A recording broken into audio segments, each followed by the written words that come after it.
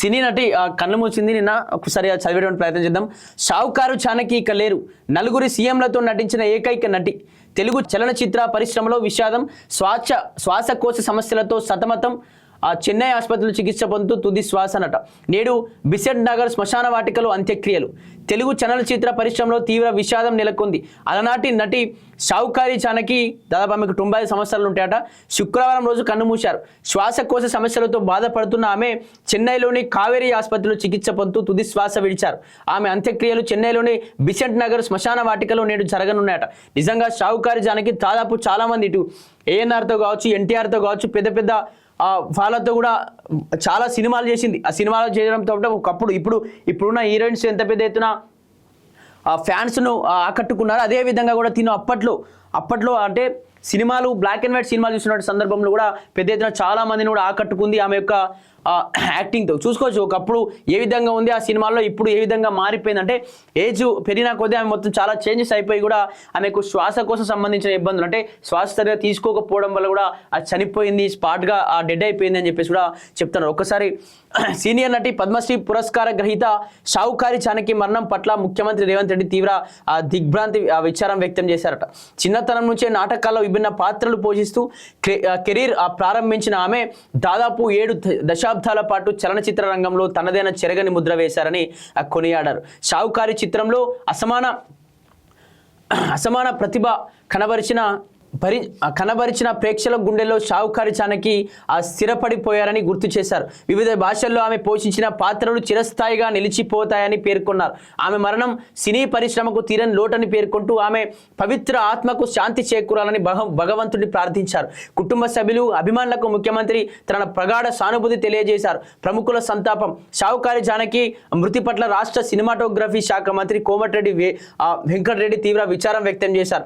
ఆమె మరణం భారతీయ చిత్ర పరిశ్రమకే తీరని లోటని పేర్కొంటూ కుటుంబ సభ్యులకు సంతాపం తెలిపారట. అలాగే షావుకారి చాణకి మృతి పట్ల AP CM Chandrababu Naidu, deputy CM Pawan Kalyan, cine దిగ్గజాలు చిరంజీవి, కమల్ హాసన్, జూనియర్ ఎన్టీఆర్ తదితరులు తీవ్ర దిగ్భ్రాంతి వ్యక్తం చేశారు. వారి కుటుంబ సభ్యులకు తమ ప్రగాఢ సానుభూతి కూడా తెలిపినట్టు తెలుస్తుంది. అయితే షావుకారి చాణకి అనేటువంటి సినీ నటి ఇక్కడ కొన్నేళ్ళు, అంటే మేము పుట్టక ముందు నుంచి, మేమంతా 19 బ్యాచ్ అయితే ఈమె 18-17 నుంచి కూడా పెద్ద ఎత్తున అక్కడ సినిమాలు చేస్తూ వచ్చింది. సినిమా రంగంలో ఇక్కడ సినిమాని కూడా ప్రజలకు పరిచయం చేసింది వీళ్ళే. వాళ్ళ యొక్క నటన, వాళ్ళ యొక్క దేవుళ్ళకు సంబంధించి యాక్టింగ్ కావచ్చు, అదేవిధంగా ప్రేమకు సంబంధించి, కుటుంబంలో తగాదాల గురించి రకరకాలుగా మంచి మంచి సినిమాలు తీసి కూడా ఎంతోమంది ఫ్యాన్స్ని సంపాదించింది. కానీ ఇప్పుడున్నటువంటి సినిమాలకి, ఆమె యాక్టింగ్ చేసినటువంటి సినిమాలకి చాలా తేడా ఉంటుంది. ఎందుకంటే ఇప్పుడు తీసినటువంటి సినిమాలకి ఎక్కువగా కూడా అందులో పనికిరాని వంటి మెసేజ్ ఇస్తూ ఒక ఓన్లీ ప్రేమను మాత్రమే చూపెడుతూ, ఓన్లీ ఆ కుటుంబ తగాదాలు చూపెడుతూ, చంపివేయడాలు, నరికేయడాలు, ఒక వ్యక్తి ఇంకో వ్యక్తిని చంపేయడం, ఒక హీరో మొత్తం రౌడీలను మొత్తం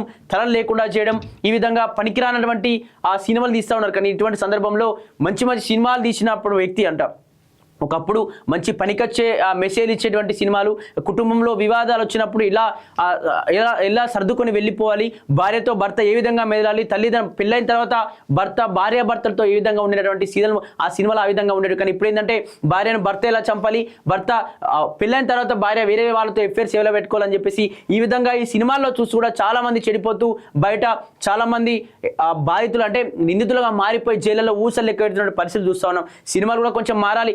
ఒకప్పుడు ఈమె షావుకారి చాణకి నటిస్తున్నటువంటి సినిమాల్లో చాలా మంచి సినిమాలు, అంటే చూడడానికి ఫ్యామిలీ మొత్తం చూసేటువంటి సినిమాలు, అంటే ఫ్యామిలీ మొత్తం 20 మంది ఉంటే 20 మంది ఒకేసారి కూడా చూసేటువంటి సినిమాలు ఉంటుండే. కానీ ఇప్పుడు ఏం సినిమాలు అయిపోయాయి అంటే ఓన్లీ 2-3 వెళ్ళేటువంటి సినిమాలు, లేకపోతే లవర్స్తో వెళ్ళేటువంటి సినిమాలు, లేకపోతే ఓన్లీ భార్యతో చూసే సినిమాలు, ఇంటి వాళ్ళతో చూసేటువంటి సినిమాలు కాకుండా మొత్తం 18+ సంబంధించిన సినిమాలు మొత్తం కూడా ఇష్టాన్రీతిగా పెరిగిపోతూ ఉన్నాయి. యువతను మొత్తం మత్తు పానీయాల గురించి, లేకపోతే మొత్తం ఈ లైంగిక వేధింపుల గురించి ఎక్కువ కూడా అవన్నీ చూపించి గురి చేసి వాళ్ళందరినీ కూడా నిందితులుగా జైలులో మగ్గిపోయే విధంగా సినిమాలు వాళ్ళని ప్రభావితం చేస్తూ ఉన్నాయి. నిజంగా సినిమాకి సంబంధించిన ఆ రంగం కూడా ఒక్కసారి మారి ఈ సమాజం కోసం మనం ఏ విధంగా ప్రజలను మార్చడం కోసం, లేకపోతే ప్రజలను ఓటు చైతన్యం చేయించడం కోసం ఏ విధంగా మార్చాలి.